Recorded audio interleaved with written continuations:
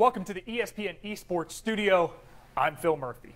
We saw a lot of surprises and breakout performances in Stage 3 of Overwatch League, Boston. And we saw some things we expected to happen. Shanghai. Excuse me. Something stuck in my throat. Emily Rand joins us from the sunny West Coast to reflect on Stage 3 and to talk about what to expect in Stage 4. Emily, let's get right to it. To you, what was the biggest surprise in Stage 3? I mean, you mentioned it, but I definitely think it's Boston, especially making it to the stage finals, despite the fact that they did lose to New York. I think what this team kind of had to go through, integrating their new DPS player, mistakes, I just think they did a fantastic job. They seem to have a really good communication with the team, and it led them to an undefeated regular season record, which I don't think anyone was expecting, even if they hadn't had to deal with the player substitution. So I think it's really impressive, and they deserve a lot of props for that. Emily, let's talk individual play. Two questions. Who was this stage's MVP? And I don't want to use the word disappointment, but whose performance most failed to live up to the expectation?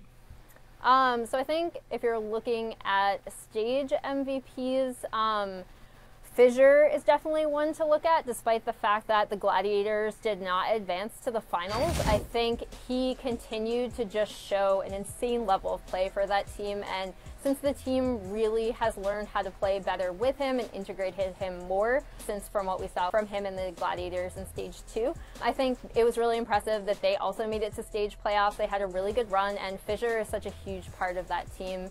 In terms of individual players that disappointed, I don't have a player, but I do think people are looking at the Seoul Dynasty and they're kind of wondering what's going on, especially after Ryu Jae-hong switched to main tank for a few of their final games. I think going forward, that's a team that a lot of people are going to be looking at, because despite topping the Pacific region, those two LA teams are sneaking up on them. So going forward, I'm going to be looking at Seoul and seeing where they're headed in Stage 4. All right, we'll keep looking forward. I want your bold prediction for Stage 4. NYXL, are they a shoe-in to repeat? The Dragons, are they going 0-40? Lay it on us. What do you got? I don't think the Dragons are going 0-40. I think you saw a really marked improvement from the team as the stage continued. So basically, every single week, they did actually end up looking better. So I think it'll actually be more surprising if they end up going 0-40 than if they win a match.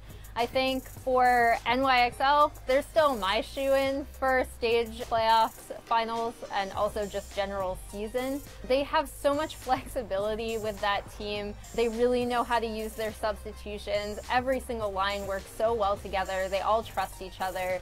It's just, I don't see what can derail this team. So it would require basically another team getting at that level of just communication and trust. She is Emily Rand. Not to scale. Emily, thanks so much. For more on Overwatch League, keep it locked right here on ESPN.com/esports.